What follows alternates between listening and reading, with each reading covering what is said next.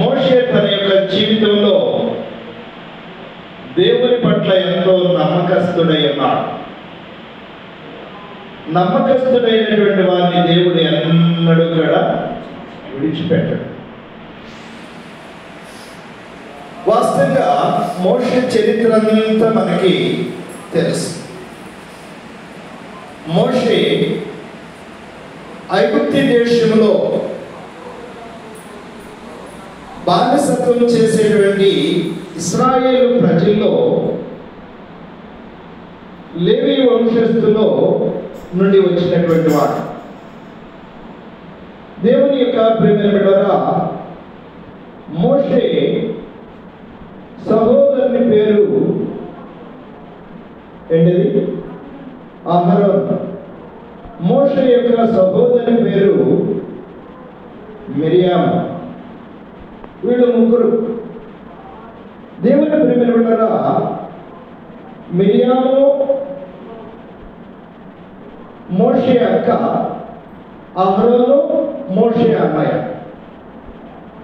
దేవుని ప్రియమైన బిడ్డలారా, మోషే కాలం వచ్చేటప్పటికి, ఆయన పుట్టే టైం వచ్చేటప్పటికి ఫరో ఒక ప్రత్యేకమైనటువంటి చట్టాన్ని ఆ యొక్క ఐగుప్తు దేశంలో ఉంచాడు. ఆ చట్టం ఏమిటయ్యా అంటే, ఐగుప్తు దేశంలో బానిసలుగా ఉన్నటువంటి ఇశ్రాయేలు ప్రజలకు పుట్టినటువంటి మగపిల్లలందరినీ కూడా చంపివేయమని, ఆ యొక్క ప్రజల్లో మగపిల్లలు అనేటువంటి వారు ఉండకూడదని ఫరో యొక్క శాసనాన్ని బట్టి ఆనాటి దినాల్లో కాల్పు చేసేటువంటి మంత్రశాలకి మరి ఫరో ఆజ్ఞ ఇచ్చాడు.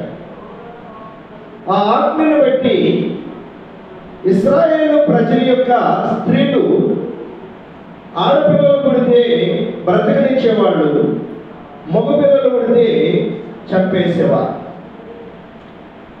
అలాంటి చరిత్రాత్మకమైనటువంటి స్థితిలో మోషేని తన తల్లి తండ్రి 3 మాసాలు ఆ బిడ్డని పెంచారు. 3 మాసాలు అయిన తదుపరి ఆ బిడ్డని పెంచలేక రాజు ఆజ్ఞను అతిక్రమిస్తే బిడ్డతో పాటు తల్లిదండ్రులని, కుటుంబం అంతటిని కూడా చంపేస్తాడేమనేటువంటి భయంతో ఆ మోషే ఏం చేశారంటే, ఆ బాలుడిని ఒక జబ్బు పెట్టి చేసి, ఆ జబ్బు పెట్టిలో ఆ బాలుడిని పడులు పెట్టి నైలు నదిలో వదిలిపెట్టారు. ఆ నైలు నదిలో వదిలిపెట్టినప్పుడు తన సహోదరైనటువంటి మిరియాము ఆ నైలు నదిలో వెళ్ళేటువంటి ఆ పెట్టితో పాటు ఆమె కాడ ప్రయాణం చేసి వెళ్ళారు. దేవుని యొక్క ప్రియమైన బిడ్డలారా, ఆ పెట్టి ఆ నైలు నదిలో వెళుతూ ఫరో యొక్క కుమార్తె స్నానం చేయించుండగా ఆ పెట్టి ఆ యొక్క కుమార్తె వద్దకు వెళ్ళింది. ఆ పెట్టిలో ఉన్నటువంటి ఆ బాలుడు చాలా సుందరుడై ఉండటం గమనించి ఆ యొక్క ఫరో కుమార్తె ఆ బాలుడును చేసుకుని తన కుమారునిగా పెంచుకుంది. దాని స్తోత్రం. పెంచుకున్న తదుపరి దేవుని ప్రియమైన బిడ్డలారా, మోషే సకల విద్యా ప్రావీణ్యుడయ్యాడు. మోషే జ్ఞానం కలిగిన వ్యక్తి అయి ఉన్నాడు, విద్యాభ్యాసాన్ని కలిగిన వ్యక్తి అయి ఉన్నాడు. దేవుని ప్రియమైన బిడ్డలారా, ఆనాటి దినాల్లో ఐగుప్తు దేశానికి వేరే ఒక రాజు వచ్చి, బైబిల్ చరిత్రలో అయితే రాయబడలేదు కానీ, దేవుని ప్రియమైన బిడ్డలారా, ఆ వేరే ఒక రాజు ఎక్కడ నుండి వచ్చేవాడయ్యా అని మీరు అడగచ్చు. ఇథియోపియా అనేటువంటి దేశస్థుడు. ఆ దేశస్థుడు దేవుని ప్రియమైన బిడ్డలారా ఐగుప్తును వచ్చి ఆ ఐగుప్తుని వణికించి ఆ ఐగుప్తి రాజు ఫరో అనేటువంటి వ్యక్తిని అనేక రీతిగా భయాందోళన కలగచేసి ఆనాటి దినాల్లో ఐగుప్తులో ఉన్నటువంటి ధనధాన్యాన్ని వారు కొల్లగొట్టుకుంటూ వెళుతుండేవారు. ఆనాటి దినాల్లో యుద్ధానికి బలిష్ఠుడుగాను జ్ఞానవంతుడుగాను దేవుని ప్రియమైన బిడ్డలారా విలువిద్యలకు నేర్పరి అయినటువంటి వ్యక్తిగాను మోషే యవన కాలంలో, యవన ప్రాయంలో ఇంచుమించు 20 నుండి 25 సంవత్సరాల కాలం వయసు వచ్చి ఉన్నాడు. ఆ యొక్క 25 సంవత్సరాల కాల వయసులో ఫరో ఈ మోషేకి హృదయాన్ని ప్రేరేపణ చేశాడు. మన దేశానికి వచ్చి మన దేశంలో కొల్ల సొమ్మును కొల్లుకొట్టి తీసుకువెళుతున్నటువంటి ఆ రాజ్యాన్ని జయించాలి. దాని స్తోత్రం. ఆ రాజ్యాన్ని జయించాలి. ఆ రాజ్యం మీదకి దండయాత్ర చేసి వెళ్ళాలి. దాని స్తోత్రం. దేవుని ప్రియమైన బిడ్డలారా, అది మోషేకి ఫరో అప్పగించినటువంటి బాధ్యత, భారం. పరిశుద్ధ గ్రంథంలో, చరిత్రలో మాత్రం గ్రంథంలో అయితే రాయబడలేదు, కానీ దేవుని ప్రియమైన బిడ్డలారా, చరిత్ర ఆధారం మాత్రం కొన్ని రుజువులు ఉన్నాయి. ఆ రుజువుల్లో ఒక రుజువు కూడా ఈ రాత్రి వేళ నేను మీకు చూపిస్తా బైబిల్లో నుండి. దేవుని యొక్క ప్రియమైన బిడ్డలారా, చూడండి, ఎప్పుడైతే ఫరో ఈ రీతిగా మోషేకి ప్రేరేపణ చేసి ఉన్నాడో, ఆ ప్రేరేపణ బట్టి మోషే ఆ దేశం మీదకి వెళ్ళడానికి ఎంతగానో మరి ఆసక్తి కలిగి ఉన్నాడు. ఎందుకంటే ఎవరి ప్రాయంలో ఉన్నాడు, విలువిద్యలు నేర్చుకున్నటువంటి వ్యక్తి అయి ఉన్నాడు, అన్ని విషయాల్లో నేర్పరి అయినటువంటి వ్యక్తిగా ఉన్నాడు. అలాంటి సమయంలో ఈ దేశాన్ని కాపాడాలనేటువంటి రీతిగా ప్రయత్నం చేస్తూ ఉండగా దేవుని ప్రియమైన బిడ్డలారా, ఇథియోపియా అనేటువంటి ఆ దేశంలో ఉన్నటువంటి ఆ రాజుగారి యొక్క కుమార్తె మోసే సౌందర్యాన్ని, మోసే గుణగణాలని, మోషేలో ఉన్నటువంటి విలువిద్యలను ఆమె గుర్తించి ఆయన్ని చూడండి మోహించినట్లుగా, ఆయనను ప్రేమించినట్లుగా మనం చూస్తాం. దేవుని ప్రియమైన బిడ్డలారా, ఎప్పుడైతే ఈ విషయం ఆ యొక్క రాజుకు తెలిసి ఉన్నదో, తన యొక్క కుమార్తె ఫలానా వ్యక్తిని ప్రేమిస్తుందని తెలిసి ఉన్నదో, దేవుని ప్రియమైన బిడ్డలారా, మోషేకి ఆ వ్యక్తి నుంచి పెళ్లి చేశారు. దాని స్తోత్రం. మీరు అనుకోవచ్చు, చరిత్రలో ఆధారం లేని విషయాన్ని ఎలా చెబుతున్నారని పాస్టర్ గారు అని అనవచ్చు. చరిత్ర ఆధారమైనటువంటి విషయాన్ని ఈ రాత్రి వేళ నేను మీ ముందు ఉంచుతున్నా. దేవుని ప్రియమైన బిడ్డలారా, ఈ ఆధారం ఎక్కడ ఉన్నదో మీరు ఎవరైనా కానీ చెప్పగలిగితే మీకు ప్రజెంటేషన్. దాని స్తోత్రం. మోషేకి మొదట వివాహం అయి ఉన్నది. ఆ వివాహం అయినటువంటి విషయం పరిశుద్ధ గ్రంథంలో రాయబడి ఉన్నది. అది మీలో ఎవరికైనా కానీ తెలియబడి ఉంటే అది తెలియపరిచినటువంటి వారికి బహుమతి ఇస్తా. చూడండి, దేవుని ప్రియమైన బిడ్డలారా, అది సామాన్యంగా దైవ సేవకులు ఇక్కడ అందనటువంటి విషయం అయ్యారు. ఆ రిఫరెన్స్ నేను చూపిస్తాను. చూడండి, పరిశుద్ధ గ్రంథం నుండి సంఖ్యాకాండము 12వ అధ్యాయము 1వ వచనం చదువు. మోషే కూషు దేశపు స్త్రీని పెళ్లి చేసుకుని గనుక అతడు పెళ్లి చేసుకున్న ఆ స్త్రీని బట్టి మిర్యాము అహరోను అతనికి విరోధంగా మాట్లాడిని. దేని స్తోత్రం. జరిగిందా ఆన్సర్? దేవుని ప్రియమైన బిడ్డలారా, చూడండి, మోషే నేను ఇందాక చెప్పినటువంటి దేశం ఇథియోపియా అనేటువంటి దేశం. ఆ దేశం దేవుని ప్రియమైన బిడ్డలారా, తదుపరి ఆ దేశం పేరు ఏమయ్యారంటే కూషు దేశం. దేవుని స్తోత్రం. కూషు దేశం యొక్క స్త్రీని మోషే ఏం చేసుకున్నాడంటే పెళ్లి చేసుకున్నాడు. పెళ్లి చేసుకోవడాన్ని బట్టి దేవుని ప్రియమైన బిడ్డలారా, చూడండి, మోషే తన భార్యను తీసుకుని ఐగుప్తుకు వచ్చేసాడు. ఐగుప్తుకు వచ్చిన తదుపరి ఆ 25-30 సంవత్సరాలు వచ్చేటప్పటికి దేవుని ప్రియమైన బిడ్డలారా, చూడండి, ఈ మోషే బానిసత్వంలో ఉన్నటువంటి ఇశ్రాయేలు యొక్క సొత్తని ఆ కూషు దేశం నుండి వచ్చినటువంటి ఆ స్త్రీకి తెలిసి ఉన్నది. తదుపరి మోషే అక్కడ తెలిసి ఎంతో బాధలు అనుభవించాడు. తదుపరి ఆ దేశపు కూషు దేశం దేశపు స్త్రీ మోషేని తీసుకుని ఆ దేశానికి వెళ్ళిపోయింది. తదుపరి దేవుని ప్రియమైన బిడ్డలారా, ఆ దేశం నుండి ఐగుప్తు దేశానికి మరలా ఆమెను విడిచిపెట్టి అక్కడ మరలా ఐగుప్తు దేశానికి చరిత్ర అంతా అక్కడ తెలుసుకోవడం కోసమై మోషే ఐగుప్తుకి మరలా వచ్చాడు. మోషే ఐగుప్తుకి వచ్చిన తదుపరి వాస్తవాలు ఏమై ఉన్నాయో అనేటువంటిది తెలుసుకున్నాడు. అప్పటి నుండి వాస్తవాలు ఏమై ఉన్నాయో అన్ని పరిశుద్ధ గ్రంథంలో వ్రాయబడి ఉన్నాయి. దేవుని ప్రియమైన బిడ్డలారా, మోషే ఎవరి కుమారుడు, ఎవరి యొక్క సంతతి, ఎవరు తన యొక్క సొత్తు, ఎవరు తన ప్రజలు, ఎవరు తన వారు అనేటువంటి విషయాన్ని తెలుసుకున్న తదుపరి మోషేకి ఏం కలిగిందంటే ఇశ్రాయేలు మీద ప్రేమ కలిగింది, దయ కలిగింది. దేవుని ప్రియమైన బిడ్డలారా, ఆ ప్రజలను ఏదైనా కానీ రక్షించాలనేటువంటి ఆలోచన కలిగాడు. ఆ ప్రజలను రక్షించాలనే ఆలోచన కలిగినారు కనుక మోషే ఒకనాటి దినాన ఆ ఎక్కువగా ఆ ప్రజల్లోకి వెళ్ళి చూస్తూ పరిశీలన చేస్తూ ఉండేవాడు. ఒకనాటి దినాన దేవుని ప్రియమైన బిడ్డలారా, ఐగుప్తుడు ఒకడు ఇశ్రాయేలుని పట్టుకుని కొడుతూ ఉండగా ఆ ఇశ్రాయేలు కొట్టేటప్పుడు వాడిని విడిపించి దేవుని ప్రియమైన బిడ్డలారా, ఆ ఐగుప్తుడు ఏం చేశాడంటే కొట్టి చంపివేసి మోషే ఇసుకలో పాతి పెట్టేశాడు. దేవుని ప్రియమైన బిడ్డలారా, ఈ విషయం ఎవరికీ తెలియలేకున్నాడు.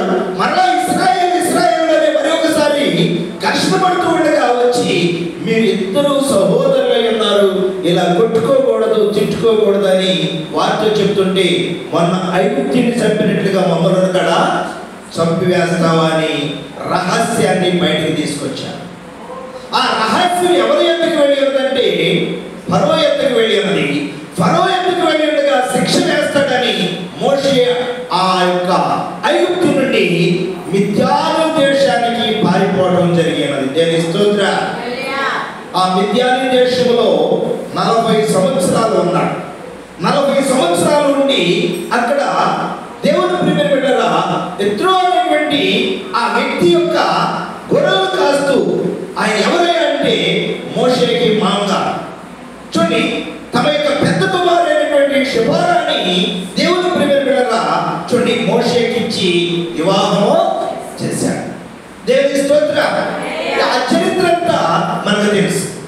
దేవుని ప్రియమైన బిడ్డలారా, తదుపరి మోషే ఇశ్రాయేలు ప్రజలను విడిపించి ఆయన చూడండి ఎర్ర సముద్రంలో పాయం చేసి ఆ మార్గములో వచ్చి దేవుని ప్రియమైన బిడ్డలారా, ఈ సంఖ్యాకాండంలో ఈ అధ్యాయంలో ఇక్కడ వరకు వచ్చేటప్పటికి ఇంచుమించు మోషే వయసు 110 సంవత్సరాలు అయ్యారు. దేవుని స్తోత్రం. 110 సంవత్సరాలు. ఆయనకి 80 సంవత్సరాలు వచ్చేటప్పటికి ఇశ్రాయేలు విడిపించాడు.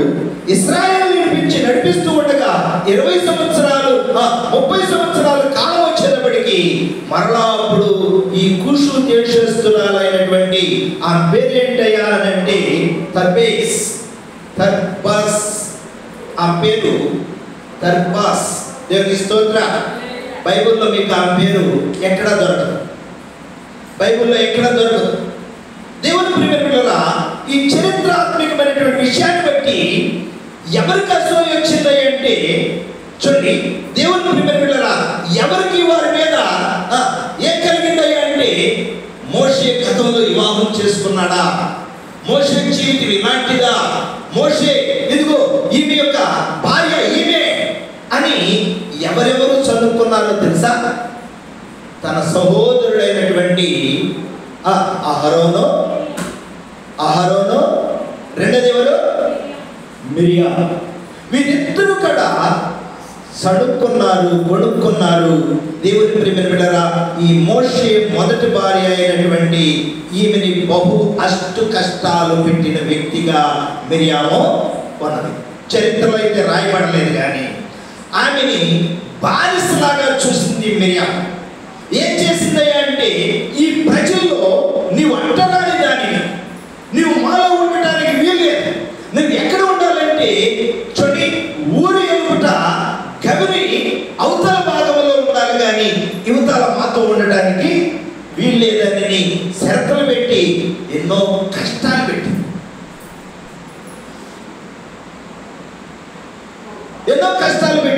దేవుని ప్రియమైన బిడ్డలారా, ఆ కష్టాలను బట్టి దేవుని ప్రియమైన బిడ్డలారా చూడండి, ఎవరు చూశారో తెలుసా? ఇది దేవుడు చూశాడు. మోషేని దేవుడు ఏమంటాడు తెలుసా? నా ఇల్లంతటిలో నమ్మకస్తుడు. మోషే చేసిన దోషం ఏమై ఉన్నదో, మోషే చేసిన పాపం ఏమై ఉన్నదో చూడండి. దేవుని ప్రేమ బిడ్డలారా, సమస్తమును కూడా ఎవరికి తెలుసాయంటే దేవునికి తెలుసు. పాపిని క్షమించేవాడు, పాపము నుండి విడిపించేవాడు, ఎన్నిక చేసుకునేవాడు, పశ్చాత్తాపానికి కలిగినటువంటి, ప్రాయశ్చిత్తానికి కలిగినటువంటి దేవుని ప్రేమ బిడ్డలారా ఏం కలుగుతుందో తెలుసా? విమోచన. దేవుని సన్నిధిలో దేవుడు విమోచించాడు. దేవుడు ప్రత్యేకంగా ఏర్పాటు చేసుకున్నాడు కనుక దేవుడు ప్రియ బిడ్డలారా మోషేని ప్రత్యేకంగా ఏర్పాటు చేసుకున్నాడు కనుక చూడండి, మోషేని మిరియాము అహరోనులు ఏం చేసి ఉన్నారయ్యా అంటే ఆ వచనాలు అక్కడ చదువుదాం చూడండి. అహరోనులు అతనికి విరోధముగా మాట్లాడిరి. చూడండి చూడండి, ఆ 12వ అధ్యాయము మొదటి వచనం చదువు. మోషే కూషు దేశపు స్త్రీని పెళ్లి చేసుకుని ఉండను కనుక అతడు పెళ్లి చేసుకున్న ఆ స్త్రీని బట్టి చూడండి అక్కడ ఎంత తేటగా రాయబడిందో. ఆ పెళ్లి చేసుకున్న ఆ స్త్రీని బట్టి మిరియాము అహరోను ఏమంటాడు?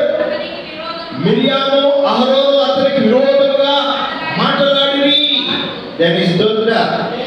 చూడండి, ఆ కూషు దేశపు స్త్రీని పెళ్లి చేసుకుని ఉన్నాడు కనుక చూడండి, మోషేకి విరోధంగా అహరోను మిరియాము మాట్లాడారు. అహరోను మిరియాము మాట్లాడటం ఎవరు చూశారంటే మోషే హృదయాన్ని బహుగా బాధ పెట్టారు. బహుగా బాధ పెట్టారు కనుక మోషే బాధపడటం ఎవరికి ఇష్టం ఉండదో తెలుసా? దేవునికి అస్సలు ఇష్టం ఉండదు. దేవుడు అస్సలు ఒప్పుకోడు. ఎందుకో తెలుసా? నేను ఏర్పాటు చేసుకున్నటువంటి నా సేవకుడు, నేను ఏర్పాటు చేసుకున్నటువంటి నా సేవకుడు, నా సాధనం దేవుని ప్రియ బిడ్డలారా, అలాంటి మోషే తర్వాత దేవుని తర్వాత ప్రముఖమైనటువంటి వ్యక్తి ఎవరయ్యా అంటే ఇశ్రాయేలుకి మోషే. అలాంటి వ్యక్తిని మోషేనే విమర్శించారంటే మీరు నన్నెందుకు విమర్శించరు, నన్నెందుకు చురుగ్గా చురుకరగా చూడరు అనే ఆలోచన ఎవరికి వచ్చిందంటే దేవుడికి వచ్చి దేవుడు వాళ్ళ ముగ్గురిని పిలుస్తున్నాడు. ప్రత్యక్ష గుడాలని పిలుస్తున్నాడు. ఏమనంటాడో చూడండి అక్కడ, వారు మోషే చేత మాత్రమే యెహోవా పలికించిన ఆయన మా చేతులు పలికింపలేదా అని చెప్పుకొనగా యెహోవా ఆ మాట వినెను. మోషే భూమి మీద ఉన్న వారందరిలో మిక్కిలి సాత్వికుడు యెహోవా, మీరు ముగ్గురు ప్రత్యక్ష గుడారమునకు రండని హఠాత్తుగా మోషే అహరోను మిరియామును ఆజ్ఞయించెను. ఆ ముగ్గురు రాగా యెహోవా మేఘస్తంభంలో దిగి ప్రత్యక్ష గుడారం యొక్క ద్వారం వద్ద నిలిచి అహరోను మిరియామును పిలిచి వారిద్దరూ రాగా ఆయన నా మాట వినుడి, మీలో ప్రవక్త ఈయన యెడల యెహోవాను నేను దర్శనమిచ్చి అతడు నన్ను తెలుసుకున్నట్టుకు కలలో అతనితో మాట్లాడును. నా సేవకుడైన మోషే అట్టివాడు కాడు. దేని స్తోత్రం. మోషే నీతిమంతుడు, మోషే యథార్థుడు, మోషే దేవుని యొక్క భయభక్తులు కలిగిన వాడు, దేవుని యొక్క సన్నిధానంలో నమ్మకస్తుడు. దేవుని స్తోత్రం. నమ్మకస్తుడు. ఈ నమ్మకస్తుని విమర్శిస్తే దేవుడు ఒప్పుకుంటాడండి? దేవుడు ఒప్పుకుంటాడా? చరిత్ర ఎలా జరిగిందో, చరిత్ర ఎలా ఆధారాలు ఉన్నాయో, చరిత్ర విషయంలో ఆయన ప్రయాస ఎలా ఉన్నదో అది సర్వశక్తి కలిగిన దేవునికి తెలుసు. కానీ వీరికి తెలియదు కదా, వీరు గ్రహింపు లేకుండా మోషేని ఏం చేశారా అంటే విమర్శించారు, దూషించారు. దేవుని ప్రియ బిడ్డలారా, ఆ దూషణ బట్టి దేవుని ప్రియ బిడ్డలారా చూడండి, మిరియాము విషయంలో ఏం కలిగి ఉన్నదో తెలుసా? కుష్టి కలిగి ఉన్నది. ఎప్పుడైతే దేవుని మేఘము అక్కడ నుండి పైకి వెళ్ళిపోయి ఉన్నదో ఏమిలోనికి ఏమి సంభవించిందో అక్కడ చక్కగా రాయబడినది. నేను కూడా ఎలా వచ్చిన చదువుతున్నామా? చదువు. నేను గూఢభావములతో కాదు, దర్శనమిచ్చి ముఖాముఖిగా అతనితో మాట్లాడుదును. అతడు యెహోవా స్వరూపమును నిదానించి చూసెను. కాబట్టి నా సేవకుడైన మోషేకు విరోధంగా మాట్లాడుటకు మీరెలా భయపడలేదనెను. నేను స్తోత్ర. నా సేవకుడైన మోషేకు విరోధంగా మాట్లాడటానికి మీరు ఎలా భయపడలేదు? దేవుని ప్రియమైన చూడండి, దేవునికి భయపడే వారంగా ఉన్నారు. దైవ సేవకుని విషయంలో జాగ్రత్తగా ఉన్నారు. దైవ సేవకుని ప్రేమిస్తే దేవుని ప్రేమించిన వారు. దేవుని ప్రేమ బిడ్డలారా, అందుకని అన్నాడు, నా సేవకుని భయపడకుండా మీరు ఎలా ఉన్నారు? కనుక ఇక్కడ ఎవరికి కోపం వచ్చి ఉన్నదయ్యా అంటే సర్వశక్తి కలిగిన దేవునికే కోపం వచ్చింది. కోపం వస్తే కాదు, దేవుని ప్రేమ బిడ్డలారా, దేవుడు సమస్తమును చూశాడు. కుషు దేశస్థులు స్త్రీని ఎంత ఇబ్బంది పెట్టారో, ఎలాంటి సమస్యలు తీసుకొచ్చారో, మోషేని ఎలా నిందించారో, ఆమె పాలి వెలుపుట ఉండి ఎంత బాధపడిందో ఇదంతా చూసి ఉన్నాడు. కనుక దేవుని ప్రేమ బిడ్డలారా, వెంటనే దేవుని యొక్క శిక్ష ఎవరికి మీదకి వచ్చిందయ్యా అంటే మిరియాము మీదకి వచ్చేసింది. దేవుని ప్రేమ బిడ్డలారా, చూడండి 10వ వచనం చూడండి. ఆ ప్రత్యక్ష గుడారం మీద నుండి ఎత్తబడిన అప్పుడు మిరియాము హిమము వంటి తెల్లని కుష్టి గలదాయను. అహరోను మిరియాము వైపు చూసినప్పుడు ఆమె కుష్టి గలదిగా కనబడిను. దేవుని స్తోత్ర. అహరోను మిరియాము వైపు చూసినప్పుడు ఆమె తెల్లని కుష్టి గలదిగా కనబడిను. దేవుని యొక్క ప్రేమ బిడ్డలారా, చూడండి, ఈనాటి దినాల్లో దేవుడు కృపామయుడు కనుక కృపచేత మనల్ని రక్షిస్తున్నాడు కనుక మన దోషాలను మన అపరాధాలను ఆయన చూసినా కానీ మార్చుకుంటారని దేవుడు చూడండి సాత్వికముతో మనల్ని చూస్తూ ఉన్నాడు. ఆనాటి దినాల్లో దేవుని యొక్క ప్రియమైన బిడ్డలారా, చూడండి, వారు చేసిన దోషానికి వెంటనే వచ్చేదో తెలుసా? శాపం వచ్చేది, శిక్షకు గురి అయ్యేవాడు. వెంటనే మిరియామికి ఏమొచ్చిందయ్యా అంటే తెల్లటి కుష్టి వచ్చేసింది. కుష్టి కలిగి ఉండటం వలన కుష్టి కలిగిన వ్యక్తిని ఎక్కడ ఉంచుతారయ్యా అంటే ఇశ్రాయేలు ధర్మశాస్త్ర ప్రకారం మనం చూస్తే పాలు వెలుపుట ఉంచుతారు. పాలు వెలుపుట ఉంచుతారు. దేవుని ప్రియ బిడ్డలారా, ఈ మిరియామిని తీసుకువెళ్ళి ఎక్కడ పెట్టారయ్యా అంటే పాలు వెలుపుట. దేవుని ప్రియ బిడ్డలారా, చూడండి, కుషు దేశస్తురాలు ఆమె చేసిన దోషం ఏమైనదో తెలియదు కానీ ఎన్ని దినాలు ఈ మిరియాము ఆమె పైన దోషము ద్వేషమును కలిగి ఆమెను పాలి ఎదుట ఆమె ఉంచినదో. దేవుని ప్రియమైన బిడ్డలారా, చూడండి, మోషేని దూషించడమే కాదు, ఒక నిరపరాధిని కూడా శిక్షక కారకురాలుగా చేసేది కనుక దేవుడు ఒప్పుకుంటాడా? దేవుడు చూశాడు, దేవుడు శిక్షను విధించాడు. ఆ శిక్షను బట్టి దేవుని ప్రియమైన బిడ్డలారా, మిరియాము ఎక్కడ ఉన్నదంటే పాలెము వెలుపుట ఉన్నది. పాలెము వెలుపుట ఉండి దేవుని ప్రియమైన బిడ్డలారా, ఆమె కుష్టితో బాధపడుచుండగా అహరోను ఏడుస్తూ కేకలు వేస్తూ అంగలారుస్తూ మోషే వద్దకు వెళ్ళాడు. దేవుని స్తోత్ర. మోషే వద్దకు వెళ్ళి మోషేకి ఈ విషయాన్ని తెలియపరిచినప్పుడు దేవుని సన్నిధిలో ప్రార్థన చేస్తున్నాడు మోషే. అయ్యా, దయతో జ్ఞాపకం చేసుకోయ్యా. ఎవరంటాడు అక్కడ? ఆ వచనాలు ఒక్కసారి చదువుకుని మనం ముగించుకుందాం. చూడండి, దేవా మోషే ఎత్తి, దేవా దయచేసి ఈమెను బాగు చేయమని యెహోవాకు మొరపెట్టెను. అప్పుడు యెహోవా మోషేతో ఆమె తండ్రి ఆమె ముఖం మీద ఉమ్మి వేసిన ఎడల ఆమె 7 దినములు సిగ్గుపడుగా కదా, ఆమె పాలెం ఎరుపుగా 7 దినములు ప్రత్యేకంగా ఉండవలెను. తరువాత ఆమెను చేర్చుకొనవలెను. దేవుని స్తోత్ర. ఆమె తండ్రి ఆమె ముఖం మీద ఏమయ్యాలట? ఉమ్ము వేసిన ఎడల. దేవుని ప్రియమైన బిడ్డలారా, చూడండి, దేవుని యొక్క సన్నిధానంలో వాస్తవాలని తెలియకుండా ఏది ఇక్కడ మనము మాట్లాడకూడదు. అది మాట్లాడినట్లయితే ఏమొస్తుందో తెలుసా? శాపం వస్తుంది. శాపం వచ్చినప్పుడు ఆ శాపము దేవుని ప్రేమ బిడ్డలారా ఎలా ఉంటుందయ్యా అంటే భయంకరమైనటువంటిదిగా ఉంటుంది. కనుక నా ప్రియమైన దేవుని బిడ్డలారా, ఈ రాత్రి వేళ చరిత్రాత్మకమైనటువంటి విషయాన్ని దేవుడు మనకి వెలుగులోనికి తీసుకొచ్చాడు. దేవుని ప్రియమైన బిడ్డలారా, ఈ చరిత్రలో కుషు దేశస్థుగా రాలైనటువంటి వ్యక్తి, ఆమె పేరేమని చెప్పాను? తర్బాస్. దేవుని ప్రియమైన బిడ్డలారా, ఈమెని వివాహం చేసుకున్నాడు. మొదటి భార్య ఈమె మోషే.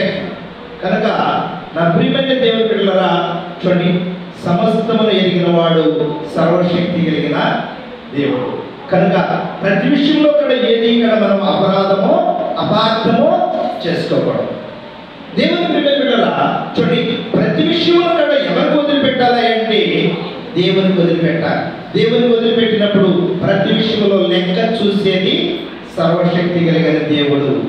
ఆ లెక్కలో సరి అయిన వారంగా ఉన్నామా, సరితప్పి ఉన్నామా అనేది మన అంతరాత్మలో మనం పరిశీలన చేసుకుని పరీక్షించుకున్నప్పుడు దేవుడు మనల్ని నీతిమంతులుగాను యథార్థస్తులుగాను ఉంచుతాడు. అదే రీతిగా మోషేని దేవుడు ఏమన్నాడంటే, నా ఇల్లంతటిలో మోషే నమ్మకమైన వాడు. కనుక నా ప్రియమైన దేవుని పిల్లరా, ఈ యొక్క యూట్యూబ్ ఛానల్ ద్వారా ఎందరు బిడ్డలు ఈ యొక్క వర్తమానాన్ని వినిన వర్తమానం ఒకసారి పరిశీలన చేసుకుని వాస్తవాన్ని గ్రహించి దైవికంగానో ఆత్మీయంగానో ఆధ్యాత్మికంగా ఎదిగి దేవునిలో బలపడుతూ ఆధ్యాత్మికమైన జీవితాల్లో మీరు కొనసాగుతూ మీ కుటుంబాల కొరకు, మీ బిడ్డల కొరకు ఇతరులను విమర్శించేవారుగా కాకుండా దైవత్వం కలిగినటువంటి దేవుని యొక్క బిడ్డలుగా మనం ఉన్నప్పుడు దేవుని యొక్క సన్నిధిలో మనం ఎలా ఉంటామా అంటే దేవునికి నమ్మకస్తులుగా. ఈ చరిత్రాత్మకమైనటువంటి ఈ సందేశాన్ని వినిన ప్రియ ఆత్మీయ బిడ్డలందరికీ, సహవాసానికి, మరి అందరూ వీక్షిస్తున్నటువంటి మీ అందరికీ నా హృదయపూర్వకమైనటువంటి వందనాలు. ఈ వాక్యమును నేను ముగిస్తున్నాను. దేవుడు తన పరిశుద్ధమైన వాక్యము తన కృపలో దీవించునుగాక. ఆమేన్.